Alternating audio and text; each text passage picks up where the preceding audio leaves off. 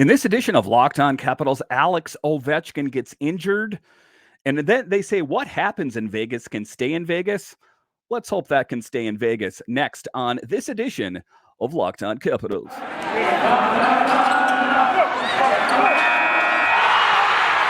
Your Locked On Capitals, your daily podcast on the Washington Capitals. Part of the Locked On Podcast Network, your team every day.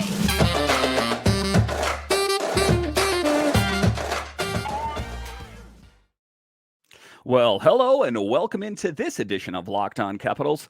I'm so glad you decided to join me today.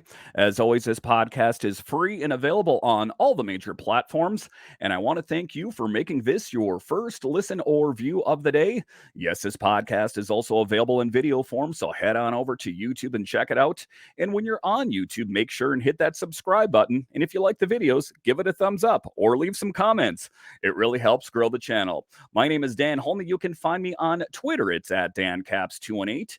You can find the show on Twitter. It's at Locked On Caps.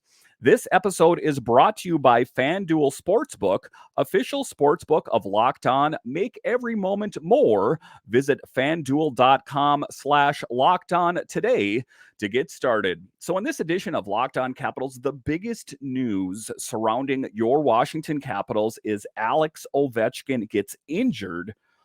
The leading goal scorer on this team, what does that mean for the Caps? And then we will talk about Anthony Mantha, a bit of a polarizing player. It seems like all the fans are like, they should move on from him. He doesn't bring enough to this team, but ultimately, is that what they're going to do? And then they say what happens in Vegas stays in Vegas. And let's really hope that's the case as the Capitals drop a rough game, I got to say, by a score of 6-2. But just to get going here, Alex Ovechkin, just the biggest thing on him, as we know, he leads the Capitals in goals. But what does that mean going forward? It is a tough position going forward, depending on how much time is he out. But the latest on it is right before the pregame skate, Washington announced that Ovi would not play and is day-to-day with a lower body injury. The tough news ended up being foreshadowing what the night would be about. This story in Washington hockey now, and this is not optimal for the Capitals, of course. As we know, Ovi is chasing down Gretzky to be the all-time goal-scoring leader. So for him to be sidelined for any substantial time is bad news. Make no mistake about it. So what are the Caps going to do in his absence? Who is going to slot in? Just taking a look at him, he is not, a plug-and-play type replacement out there. It's not like you can just put another player in his spot and expect that same production. So going forward, depending on what is wrong with Ovechkin, could be some tough waters ahead for this team as they have struggled. Let's say, suffices to say, they pick up a big win against the Coyotes and then they fall flat on their face in Vegas. So not really great news, and they do need Ovechkin in there. All they're saying right now is that it's a lower body injury, and that doesn't really say what is going on with him. Without Ovechkin in the mix, Washington was a different team and didn't seem to be playing with the same jam or attention to detail that it usually does when the captain is in the mix. It didn't seem like the Capitals had a lot of energy coming out of the gate, and there also wasn't a lot of urgency or pressure at times. Something that made Washington so strong in December was consistency and effort for 60 minutes, and that wasn't the case against the Golden Knights. And that was real evident when you watch that game. And, the things that I hear oftentimes is that, what it was is Darcy Kuemper wasn't dialed in. Okay, so then to dispel all of that, what happened is Charlie Lindgren came in and they also struggled there. But the biggest news going forward, of course, is Ovi out of the lineup. And, how long is he going to be out? That's the big thing, going forward. We don't know. Not having Ovechkin automatically set a different tone, even though Tom Wilson got the 8 to help fill the void. The Caps couldn't really find the energy or spark they needed without 8 in the mix. The Caps found themselves getting badly outshot early on, and there was a less attention to detail. For Washington, getting Ovechkin back soon is going to be a priority as the team is dealing with enough on the injury front and just got 2 key forwards back in Nick Backstrom and Tom Wilson. So it seems all the time on this team when they're making any forward progress, then another person is added to the injured list. And having your captain Alex Ovechkin out of the lineup for any lengthy period of time is worst case scenario. So we are hoping that he comes back soon. Kind of looking back on the last game he played, I didn't really notice a moment where I'm like, well, Ovi probably got hurt right there. That he's probably going to miss some time. How I heard that he is out is because the beat writers were saying that Ovi, wasn't in pregame skates and maybe it was a Veterans Day off or something like that. As it turns out, he must have tweaked something because he is out of the lineup, and having him out again, not a really good situation going forward here. So what do the Capitals do? They're going to have to try to find someone to plug into that position to get that goal scoring touch. Because like I say, Ovi casts a wide shadow. Not only is he the leader, not only is he the captain, but he brings those leadership qualities. And, as Alex Ovechkin goes, so go the Caps 9 times out of 10. So it is not a good position for the Capitals to be without their captain, of course. But the thing of it is now is how much time is he going to be missing? Because we saw the product out on the ice versus Vegas with him out of the lineup. And let's just say it was a bit rough out there. So to have him back is going to be optimal.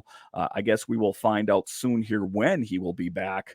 But just in general, that game against the Golden Knights was a horrible game. And you saw the impact when he wasn't in the lineup. And it kind of went all the way down. It was, sloppy plays, not clearing zones, that kind of thing.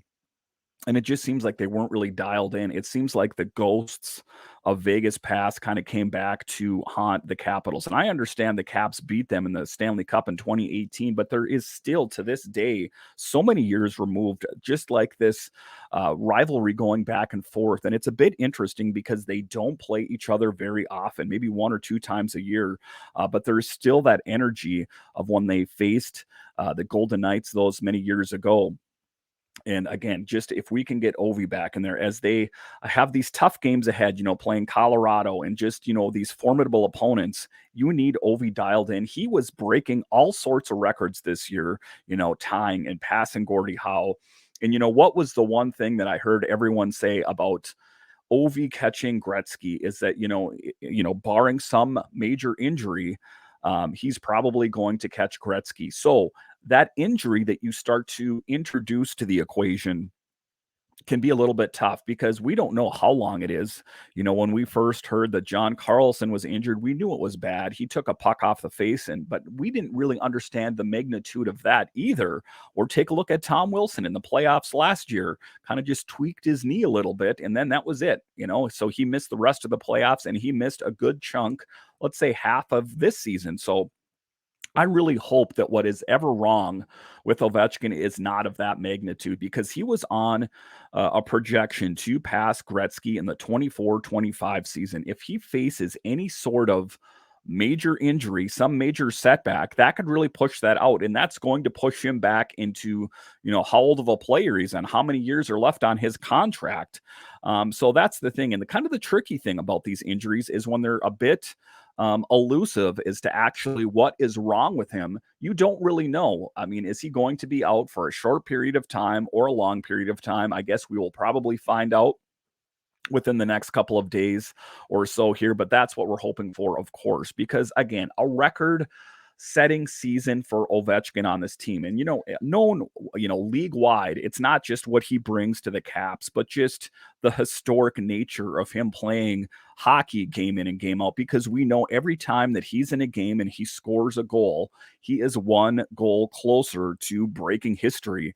And, that's the thing about it, is that Gretzky held that record for quite some time. The last time Gretzky played was in 1999. It's what year right now? 2023. So no one until now has taken on Gretzky for that lead. And I don't think anyone will for some time. Some may say it's McDavid or something like that. I guess we don't know, but we need Ovi in, and it's not just about the goal scoring chase. Of course, that's what's important out there, but it's about helping the Caps win another Stanley Cup.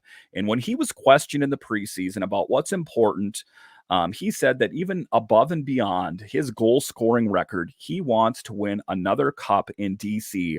And I do believe that that's the case. And I think that it's a bit of a two-pronged answer on his part.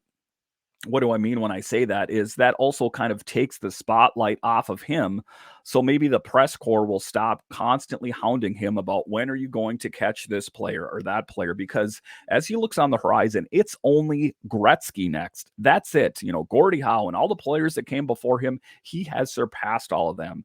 So, we want him back for a couple different reasons. Most notably for me is we want him back to help the Caps continue to win games, because we know that, he's on this team for 3 years and change. We don't need him out. And also, I do want Ovi to catch Gretzky, and I do want him to pass Gretzky. And I want him to pass him, not just one goal past Gretzky. I want him to pass him by such a large margin that is going to be really difficult for the next player that's trying to challenge him. So let's hope that that's the case. Again, I'll have you covered on Locked On Capitals, of course, as soon as I hear the latest about Ovi and when we can expect him back. All right, so after the break here, we're going to talk about a player that is a lightning rod. We hear so much about Anthony Mantha. Everyone on Twitter, everyone on YouTube is chattering in my ears saying they got to trade Mantha, trade Mantha, trade Mantha. Are they going to trade Anthony Mantha? We'll talk about that next.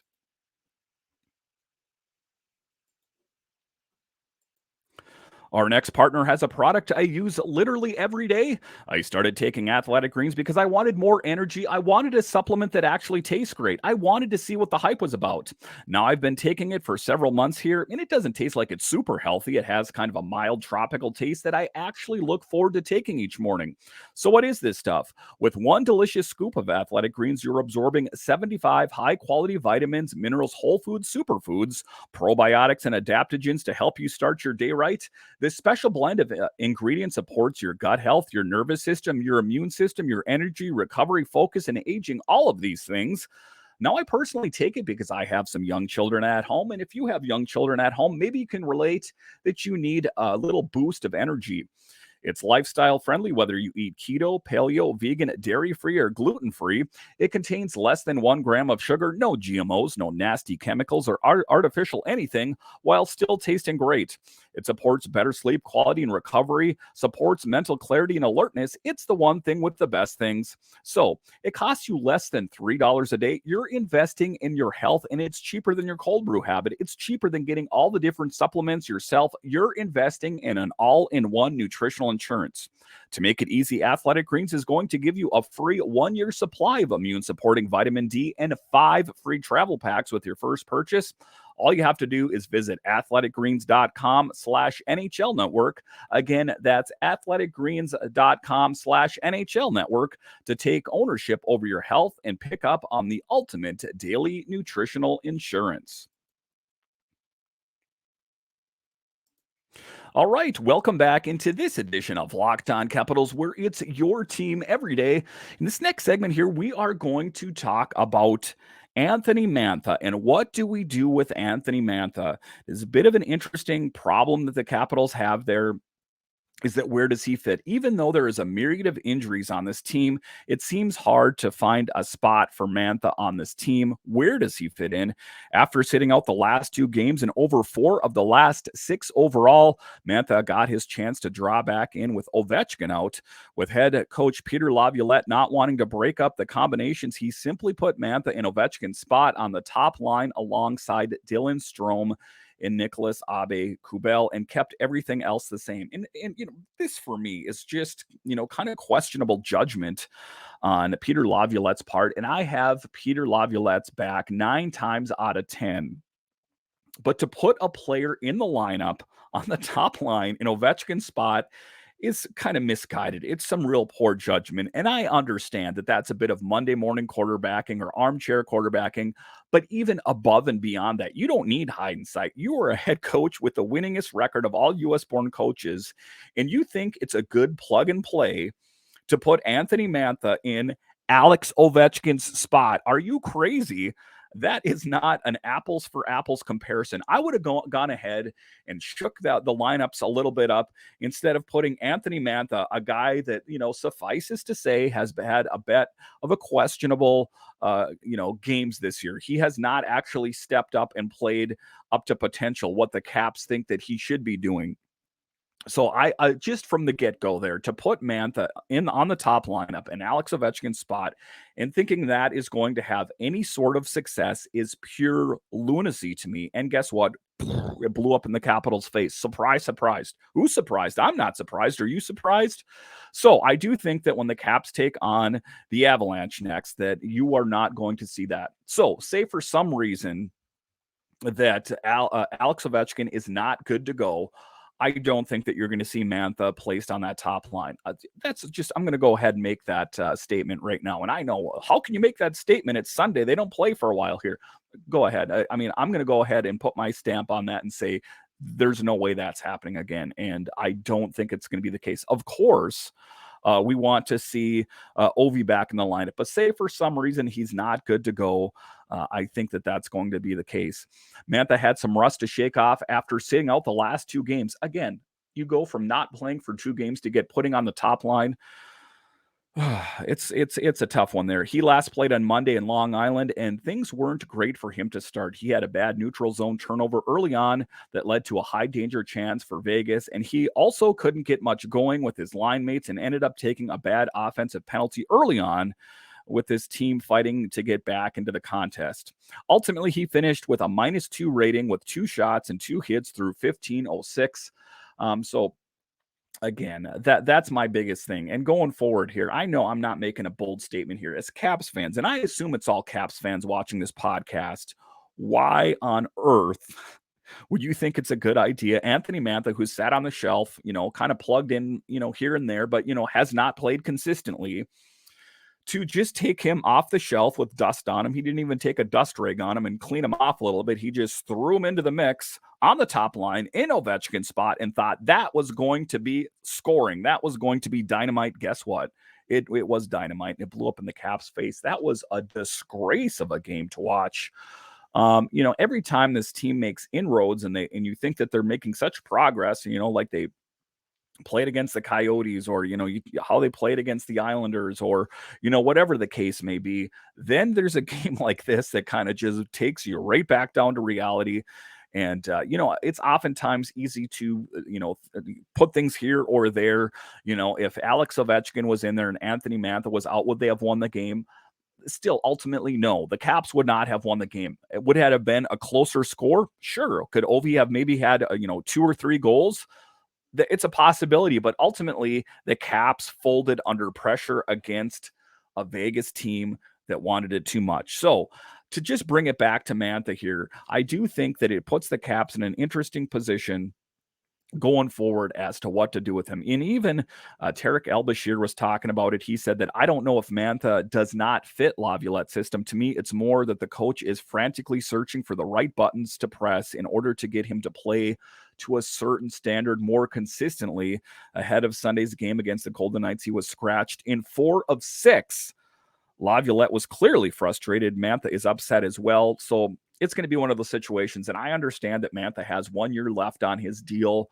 And it's been my contention throughout the year, and it still is to this day, that unless they can find a suitable trading partner for Mantha, they are going to ahead and keep Mantha in their back pocket as a depth piece. Because if it's not Mantha, it is going to be whatever guy's sitting down in Hershey that's going to get the bump up if someone's injured. And to have someone like Mantha, who has played inconsistently, I guess, is an easy thing to say. He is still an NHL-ready player. Would I have put Mantha on the top line in Ovechkin's spot? Absolutely not. I would have put pretty much any other forward in that position on the top line other than Anthony Mantha. So just a really questionable move here. To be honest, I'm not sure where things go from here, but I know the situation feels untenable, and sitting him out does not increase his trade value. If anything, it has the opposite effect. And I've spoke about that on this podcast ad nauseum to all the hordes of different Caps fans that come out of the woodwork and say, I want to trade Anthony Mantha for Bo Horvat, or I want to trade Anthony Mantha for Erik Karlsson. In what alternate reality do you live that you think that is going to be a suitable trade? Anthony Mantha, maybe when he first came to this team and he had some value, that would have been at least part of the equation. But he has played so inconsistently all this season that he holds little to no trade value. You could add him to a bundle of other players to get another player, but Anthony Mantha in and of himself is not going to do that. What team out there in the NHL is going to look at Mantha and think to themselves, man, that's a guy that sat out a good chunk of games here and he's been inconsistent. I need some of that in my lineup.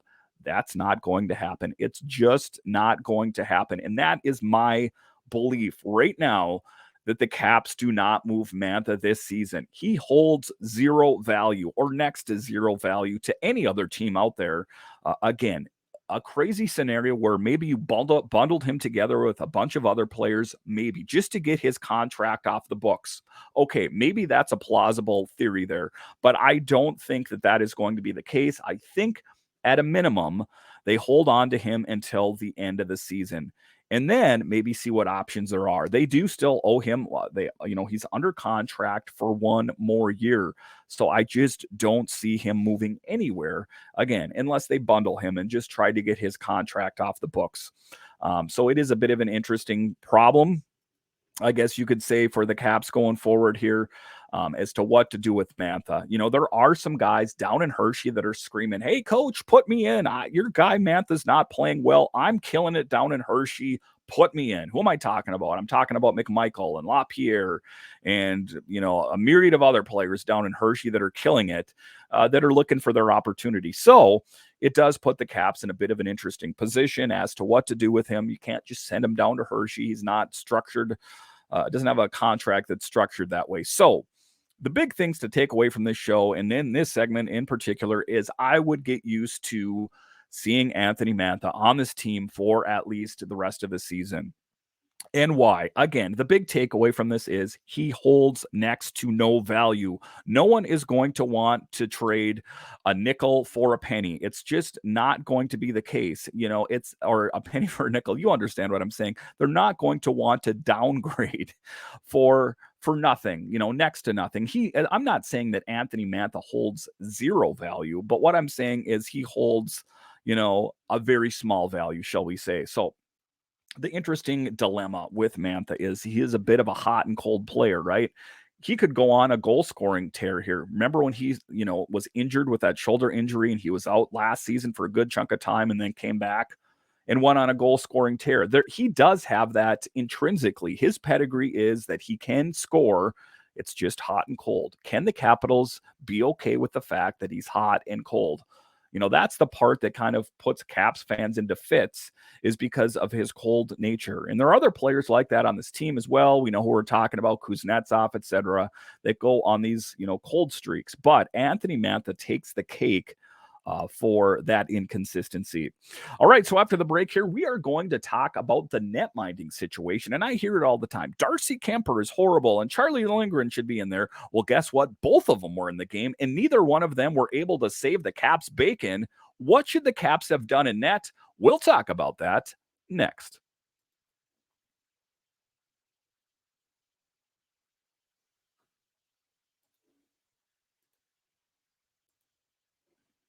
The NFL playoffs are here. We're really excited about our new sports betting partner for Locked On because they're the number one sports book in America, FanDuel. And if you're new to FanDuel, then that's never been a better time than now to sign up. They have so many great features that make them betting on sports fun and easy. New customers join today and get started with $150 in free bets guaranteed when you place your first $5 bet. Just sign up at fanduel.com/locked on. FanDuel has all your favorite bets from the money line to point spreads to player props. Plus, you can even combine your bets for a chance at a bigger payout with same game parlays. So why do I like FanDuel? Well, the biggest thing is even if you're not into betting, you can bet on an upcoming Capitals game like the Capitals take on the Avalanche. It makes watching the games that much more exciting. So all on app that's safe, secure, and easy to use. So football fans, don't miss out. Place your first $5 bet to get $150 in free bets, win or lose, at fanduel.com/locked on. Make every moment with FanDuel, official sportsbook partner of the NFL. All right, welcome back into this edition of Locked On Capitals, where it's your team every day. In this next segment here, we are going to talk about the net minding position for the Caps. We know the Caps did not get the result that they were looking for in Vegas. And you know what they say, what happens in Vegas stays in Vegas. And Lord knows I want all of that to stay in Vegas. There is no nuggets to pull away from that game that are positive as far as I'm concerned. And, part of the struggle out there was the net minding, of course. And I always come to say positive things about Kuemper and Lindgren, as we know. And, what I'm going to say is, did they have the game that they were looking for? No. Does it lie squarely on their shoulders? No. It is suffices to say that there were turnovers, there were puck cough-ups, there were, defensemen folding in front of the net that also factor into that equation. But just to take a look a little bit closer at the net minding position, Darcy Kuemper saved 14 of 18, and then Charlie Lindgren came out of the bullpen and saved 7 of 9. So what does that mean for me? If Charlie Lindgren would have never been inserted into that lineup, what would have been said? Darcy Kuemper sucks. That's what they would have said. Well, guess what? Charlie Lindgren came in there and struggled as well. So if you want a litmus test as to where the Caps stood in net, you had both of the netminders, what I would say is the second best netminding tandem in the NHL, and they both struggled. Why did they struggle? Well, like I said, it wasn't just their fault. I'm not absolving them from any guilt, but what I am saying is that it was also a lot of other things added to that equation that led to the Caps lost in Vegas. I do think that you're going to see some changes between now and when the Caps take on the Avalanche, for sure. The biggest thing, like I talked about earlier, is I do not see Mantha sitting on that top line in Ovechkin's spot. I just do not see that. So Kuemper pulled for the second time this season. It wasn't a good night for Kuemper.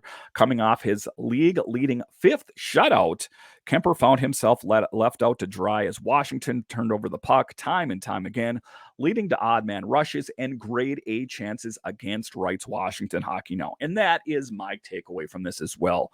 Again, it was due in part to the netminders, but not exclusively.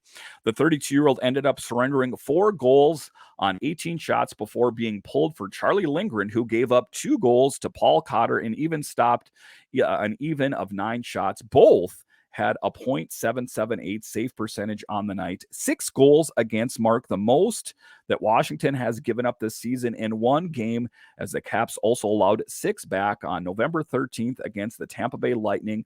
That was the other game that Kuemper was pulled in after he surrendered 4 goals on 9 shots.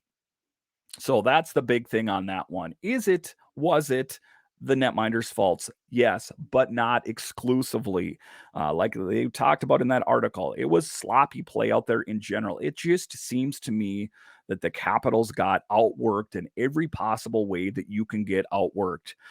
And that was the case in Vegas. So there are some things that the Caps need to clean up before they play the Avalanche. That is for sure. The big things to note and to take a look at is Ovi going to come back? And what I'm, waiting, patiently for is, what is the status of his injury? How long will he be out? That is going to determine a lot of things for the Capitals. Who's going to be in the lineup and ultimately who is going to take on Ovi's spot going forward. But as far as the net minding is concerned, I would not throw too much shade in the Capitals' net minding direction, because ultimately 9 times out of 10, they have saved the Caps' butts night in and night out. But the firepower was too much by the Golden Knights on the Caps, and they folded, and they, just the look on their faces, the look of exasperation was written all over them. For Nick Backstrom to want to drop the gloves and fight for someone, if that doesn't prove how frustrated the Caps were, then I don't know what it is. Nick Backstrom is not intrinsically a tough guy. He is not a street fighter. So for him to get in a guy's face and want to fight him, you knew things were getting real. And Tom Wilson had to roll in as the sheriff and say, hey, not so fast. You're not going to mess with Nick Backstrom. And that's what ultimately diffused the situation. That's more of the Tom Wilson effect that I've spoke of in this podcast, is just a diffusing force. He didn't have to drop the gloves and get into a fight. But That's the big thing, is just to exemplify what I'm talking about here. The frustration boiled over. The netminders were frustrated and boiled over. Even Charlie Lindgren and Darcy Kuemper look exasperated out there. And those are two guys that keep pretty cool under the collar. So that if they felt like they were overwhelmed, then maybe things weren't going according to plan. So that's what we're hoping for going forward. My big takeaways and what the Caps need to work on, the biggest things going forward is, first of all, if Ovi's not coming back, who's slotting in? And to clean up the defense, go ahead and take a look at the film and take a look at what went wrong and how are you going to rectify it? That is the big thing going forward. If they want to have any sort of success, I do think that the Caps have it within them to fix things, because let's take a look at it. This is a team that has had resilience and tenacity. They were quite deplorable in the months of October and November and December, came back with Wilson and Backstrom out. So with Wilson and Backstrom in now, it would only stand to reason that this team should be able to kill it, in the next game against the Avalanche. The Avalanche is going to be a good measuring stick for this team. I always like the Caps to face tough teams, because then you can see what they have in the tank. Do they have it? Because, you can go ahead and go and play the Coyotes and wipe the ice with them. But what does that really mean? Generally speaking, the Coyotes are not that great. So if the Caps can pick up themselves by the bootstraps after getting slapped in the face by the Golden Knights, that would be big for me. All right, later on this week, I would like to hear from you. So leave me your comments or questions at minutecastmedia@gmail.com. And I'm just going to throw that out there as well. If you would like to join me on the show on a Zoom call, I would love to talk to you, the Capitals fans out there. Of course, I have my opinions and my takes, but I value your opinion. I love hearing from you guys on Twitter and YouTube. Even if we don't agree, I still like to hear what the Caps fans think. So take a look at the screen there, shoot me an email and say, Dan, I want to talk Caps with you. I would love to talk Caps with you. I look for this to be a reoccurring theme, to have one day a week to hear from you, the fans. It might be a segment. It might be the whole show. I guess it really depends on how many people I hear back from, but I would love to hear from you. So take a look at the screen down there, write down an email and shoot it to me. And you can talk Caps with me on this show. I'll send you a Zoom link and it'll be all so much fun. All right. Once again, I want to thank you for joining me on this edition of Locked On Capitals, where it's your team every day. My name is Dan Homey, and I'll talk to you again next time.